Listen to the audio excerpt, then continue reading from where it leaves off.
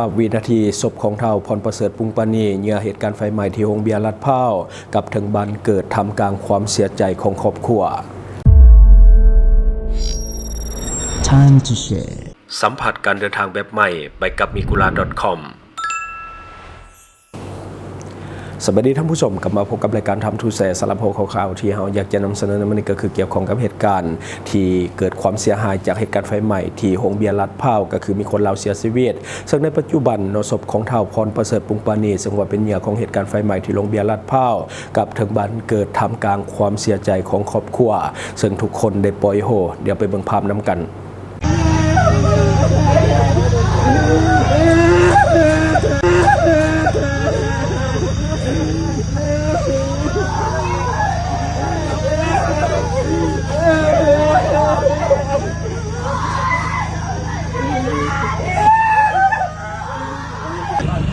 ค่าแรก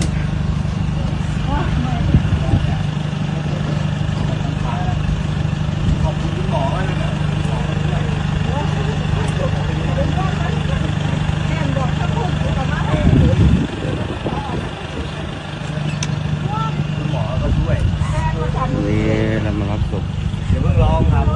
งานเด้อที่โปรตีนตึงศพตรงนี้ยานมุกดาหารยานโปรตีนตึงตัวบีบขาดรักษ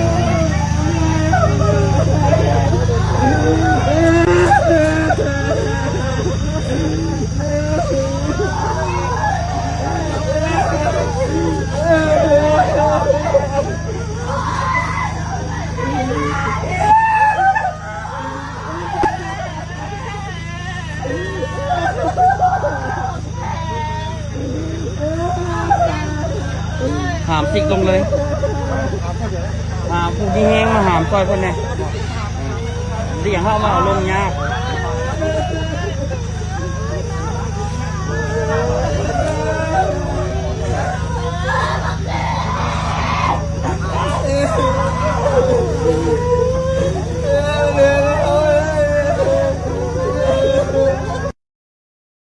และที่ผ่านไปก็เป็นภาพเหตุการณ์ที่เกิดขึ้นจริงหลังจากที่ศพของเฒ่าพรประเสริฐปุงปานีผู้เสียชีวิตจากเหตุการณ์ไฟไหม้โรงเบียร์ลาดพร้าวซึ่งว่าเป็นพนักงานคนหนึ่งที่เฮ็ดเวียกอยู่หันกำลังให้บริการแต่ว่าเหตุไฟไหม้มันเกิดขึ้นกระทันหันจึงเหตุให้เสียชีวิตในเหตุการณ์ดังกล่าวนอนล่าสุดก็คือนำศพมาฮอดบ้านหลายคนก็น่าจะได้เห็นภาพนํกันแล้วเนาะเพราะว่ามีการเผยแพร่ทางแฟนเพจไปแล้วจังได๋ก็ตามแสดงความเสียใจอีกครั้งหนึ่งกับเหตุการณ์ที่เกิดขึ้นวันที่15กรกฎาคม2026บรรยากาศอยู่ด่านพรมแดนมุกดาหารบริเวณความมิตรภาพลาวไทยแห่งที่2จังหวัดมุกดาหารแขวงสะหวรรณเขตตำบลบางไทรใหญ่อำเภอมุกดาหารจังหวัดมุกดาหารเต็มไปด้วยความโศกเศร้าหลังจากเจ้าหน้าที่มูลนิธิปอเต็กตึงได้นำร่างของผู้เสียชีวิตชาวสปป.ลาวจากเหตุการณ์ไฟไหม้โรงเบียร์ลาดพร้าวมาส่งมอบให้กับสมาคมกู้ภัยแขวงคำม่วนหรือว่ามูลนิธิช่วยเหลือผู้ประสบภัยแขวงคำม่วนของสปป.ลาวเพื่อนำกลับไปภูมิลำเนาผู้เสียชีวิตชื่อเฒ่าพรประเสริฐปุงปานีเป็นแรงงานชาวสปป.ลาวและพนักงานของฮานเบียร์ลาดพร้าวมีภูมิลำเนาอยู่บ้านเครือเขากาดหลัก18เมืองอุทุมพรแขวงสะหวรรณเขตของสปป.ลาวหลังจากฝ่ายไทยได้ส่งมอบห่างแล้วรถกู้ภัยของสมาคมอาสากู้ภัยแขวงคำม่วนได้นำห่างที่บ่มีวิญญาณแล้วข้ามความมิตรภาพลาวไทยแห่งที่2กลับไปยังบ้านเครือเขากาดหลัก18เมืองอุทุมพรแขวงสะหวรรณเขตเพื่อให้กับครอบครัวได้รับห่างไปบำเพ็ญกุศลและประกอบพิธีทางศาสนาตามประเพณีลาวซึ่งพิธีปลงศพหรือว่างานศาปนกิจศพจะได้จัดขึ้นในวันที่16กรกฎาคม2026ที่วัดป่าสุธรรมวนารามหลัก19ก็คือมื้อนี้เนาะที่ว่าจะมีการทรงสการสำหรับเหตุการณ์ไฟไหม้ฮานเบียร์ลาดพร้าวในคืนวันที่12กรกฎาคม2026ได้สร้างความสูญเสียครั้งใหญ่โดยมีผู้เสียชีวิตเพิ่มเป็น31คนแล้วและก็มีผู้บาดเจ็บอีกจำนวนหลายในนั้นพบว่ามีแรงงานชาวสปป.ลาวเสียชีวิต2คนก็คือเฒ่าพรประเสริฐปุงปานีและอีกคนก็คือนางเวียงพรจันดาวงศ์ซึ่งว่าเป็นพนักงานของห้างเช่นเดียวกันก่อนหน้านี้นางเวียงพรจันดาวงศ์ได้รับบาดเจ็บสาหัสจากเหตุการณ์ไฟไหม้และถูกนำส่งไปปิ่นปัวที่โรงหมอพระราม9ก่อนจะถูกส่งตัวไปยังโรงหมอชลบุรีและก็เสียชีวิตในเวลาต่อมาเห็นให้จำนวนผู้เสียชีวิตที่เป็นชาวสปป.ลาวจากเหตุการณ์นี้เพิ่มเป็น2คนที่เป็นพนักงานของห้างอันนี้ก็คือในของข่าวนอกเหตุการณ์ หลายคนอาจจะได้เห็นแล้วเนาะเห็นภาพแล้วก็การน้ำตาแทบจะบ่อยู่ฟังจากเสียงห้องไห้เนาะก็คือเข้าใจความรู้สึกของผู้ที่ว่าเป็นอ้ายเราคงยังโทษตัวเองที่ช่วยน้องชายบ่ได้พาน้องไปเฮ็ดเวียกเหมือนพาน้องไปตายพ่อแม่แล้วก็ญาติพี่น้องคงจะบ่ได้คิดแบบนั้นเนาะเขาคงจะเข้าใจเพราะว่ามันเป็นเรื่องของอุบัติเหตุที่ภัยก็บ่คาดคิดแต่ว่าเราก็คงจะรู้สึกผิดลึกๆในใจเนาะจากนั้นก็ตามแสดงความเสียใจด้วยรวมทั้งครอบครัวอื่นที่เกิดความสูญเสียเช่นเดียวกันบัดนี้มาต่ออีกข่าวหนึ่งก็คือเจ้าหน้าที่นำตัวผู้ที่ว่าโพสต์สื่อสังคมออนไลน์ใส่ให้แล้วก็มีการบิดเบือนความจริงต่อเจ้าหน้าที่ตำรวจมาศึกษาอบรมแล้วก็มาตักเตือนเนาะเพราะว่าสิ่งที่เฮ็ดไปนี่มันสร้างความเสื่อมเสียต่อเจ้าหน้าที่รวมทั้งองค์กรนำด้วยตามการรายงานข่าวของแฟนเพจหนังสือพิมพ์ลาวพัฒนาให้ฮู้ว่าในวันที่15กรกฎาคม2026เจ้าหน้าที่ปกสเมืองไซธานีนครหลวงเวียงจันทร์ได้นำตัวเจ้าของ Facebook ที่ใช้ชื่อว่ามินดาสุทธิดามาศึกษาอบรมเนื่องจากว่าผู้เกี่ยวได้โพสต์รูปภาพและก็ข้อความที่มีเนื้อหาสร้างความเสื่อมเสียต่อกับภาพพจน์บทบาทของนายตำรวจสถานี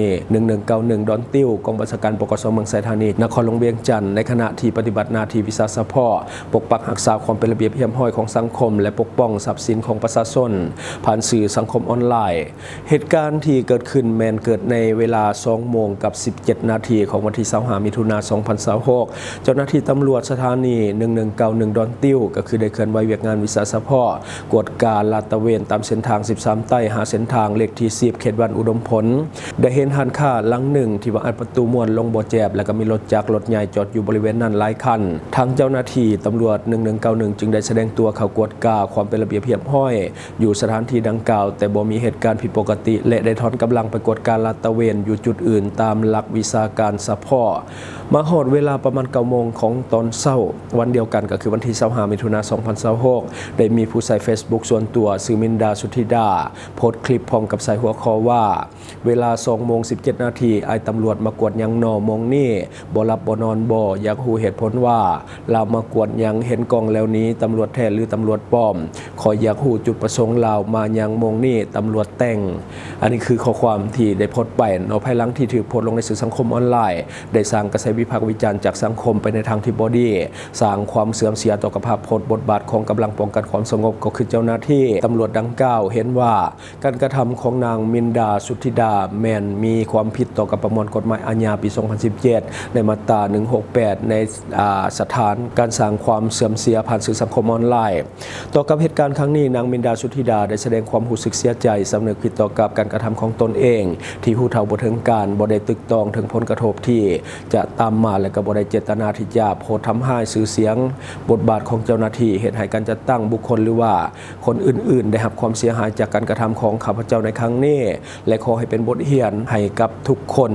ที่นำใส่สื่อสังคมออนไลน์ยังมีสติระวังตัวก่อนที่จะโพสต์รูปภาพข้อมูลใดๆลงในสื่อสังคมออนไลน์จะต้องได้กวดกาความเป็นจริงผู้ใดถึงเหตุและผลอย่างถูกต้องบ่ผิดต่อกับแนวทางนโยบายของภาครัฐและก็ต้องได้รับอนุญาตจากภาคส่วนที่เกี่ยวข้องเพื่อบ่สร้างความเสื่อมเสียต่อบุคคลนิติบุคคลการจัดตั้งรวมหมู่และปกป้องตนเองบ่ให้กระทำผิดต่อระเบียบกฎหมายอันนี้ก็คือในของข่าวเนาะซึ่งว่าหลายคนอาจจะได้เห็นเพราะว่ามื้อนี้ถือว่าเอาลงเกือบทุกเพจตอนนี้โพสต์ต้นเรื่องถูกลบไปแล้วเฮาเข้าไปสอบคนใน Facebook ดังกล่าวเห็นแต่ Facebook เนาะบ่เห็นโพสต์ดังกล่าวแล้วเพราะว่ามันก็ดนนานมาแล้วแต่ว่ามื้อนี้เพิ่นได้เอามาศึกษาบ่ห่มและกลายเป็นข่าวอีกครั้งหนึ่งเหตุการณ์นี้ขอให้เป็นอีกหนึ่งกรณีศึกษาสำหรับใครที่จะโพสต์ภาพที่พาดพิงถึงเจ้าหน้าที่ทุกภาคส่วนลงในสื่อสังคมออนไลน์ที่เป็นของตัวเองก็ตามหรือว่าสาธารณะก็ตามเนาะส่วนตัวเบิ่งว่าการมีกองถ่ายรูปหรือว่าการบันทึกเหตุการณ์ไว้เป็นสิ่งที่ดีและก็เป็นการสร้างหลักฐานหากว่าเกิดเหตุการณ์บ่ดีขึ้นแท้จะได้มีข้อมูลไปแจ้งเจ้าหน้าที่แต่ทั้งนี้ทั้งนั้นก็ต้องได้สอบถามกันก่อนว่านั่นแม่นตำรวจแท้หรือบ่เพิ่นมาเฮ็ดหยังปฏิบัติหน้าที่ซื่อๆหรือบ่การทำบ่แม่นการหมิ่นประมาทแต่ว่าเป็นการเช็คให้แน่ใจพอทุกมื้อนี้มิจฉาชีพมันมาทุกรูปแบบแท้ๆไว้ใจไผบ่ได้เนาะบวกกับว่ามันบ่แม่นเวลาปกติที่จะมาเฮ็ดเวียกเหตุการณ์แน่การบันทึกรูปภาพไว้เป็นสิ่งที่ถูกต้องจุดที่ว่ามันผิดก็คือเจ้าของภาพนั้นนำเอารูปภาพที่มีเจ้าหน้าที่ไปโพสต์ลงสื่อสังคมออนไลน์พร้อมเปิดสาธารณะ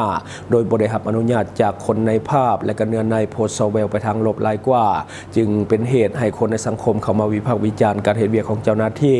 และมีผลกระทบต่อกับองค์กรมันกลายเป็นข่าวที่บิดเบือนไปจากความจริงฉะนั้นเป็นเหตุให้เจ้าหน้าที่ต้องได้เอิ้นตัวเจ้าของ Facebook ดังกล่าวมาศึกษาอบรมและก็กล่าวเตือนพร้อมชี้แจงว่าสิ่งที่เฮ็ดนั้นมันบ่ถูกต้องตามกฎหมายแท้แม้นมีความผิดและก็อาจจะถูกลงโทษแต่ในครั้งนี้เจ้าหน้าที่เพิ่นเพียงแต่ มาตักเตือนและอบรมบ่ให้เกิดเหตุการณ์ซ้ำอีกเท่านั้นอันนี้ก็คือเรื่องราวที่ว่ามันเกิดขึ้นให้ทุกคนเบิ่งเรื่องนี้ไว้เป็นอุทาหรณ์สอนใจและบ่ต้องเฮ็ดตามการถ่ายภาพบ่แม่นสิ่งที่ผิดเป็นการปกป้องตัวเองก็คือสังคมทุกมื้อนี้มีทั้งคนดีและบ่ดีมาทุกรูปแบบเนาะหากว่ามันเกิดเหตุหายแท้การมีหลักฐานจากกล้องจะช่วยให้การแก้ไขคดีต่างๆมันไวขึ้นแต่สิ่งที่บุคคลเฮ็ดก็คือการถ่ายภาพคนอื่นโดยบ่ได้รับอนุญาตและก็บ่มีเหตุจำเป็นแล้วนำไปโพสต์ลงในสื่อสังคมออนไลน์อันนี้บ่ดีปานใดเราต้องยอมรับว่าสื่อสังคมออนไลน์เป็นเหมือนดาบสองคมถ้าเฮาใช้ดีทำมาหากินกะเจริญรุ่งเรืองแต่ถ้าว่าใส่ไปในทางบ่ดีมันก็จะย้อนกลับมาทำลายตัวเองบัดนี้เฮาเข้าฝากเนาะสำหรับท่านใดที่ว่ามีแผนที่จะเข้ามาท่องเที่ยวสปป.ลาวในปัจจุบันตอนนี้แม่นกำลังดีหลายแต่ว่าอย่าลืมศึกษาข้อมูลก่อนที่จะเข้ามาเพื่อป้องกันเรื่องของมิจฉาชีพที่จะเอาเปรียบท่านหากท่านบ่วางแผนการท่องเที่ยวให้ดีซะก่อนท่านสามารถเข้าไปหาข้อมูลทุกอย่างได้ที่เว็บไซต์ migula.com ซึ่งว่าเป็นเว็บไซต์สนองข้อมูลการท่องเที่ยวลาวฟรี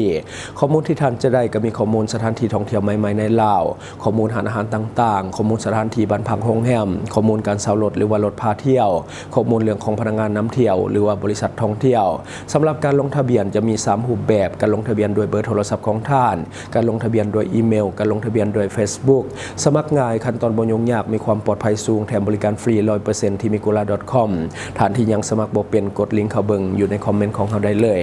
และทั้งหมดก็คือสิ่งที่เราเก็บมาเล่าสู่ฟังหวังว่าท่านจะได้รับสาระดีๆสำหรับท่านที่มาเบิ่งรายการเฮาอยู่คิดเห็นจังไดกับสิ่งที่มานำเสนอไปก็อย่าลืมฝากไว้ภายใต้คอมเมนต์ของเฮาและข้าพเจ้าจะเข้าไปอ่านโดยตนเองขอขอบใจช่องทางที่คุณสามารถรับชมข่าวสารจาก Time to Share Studio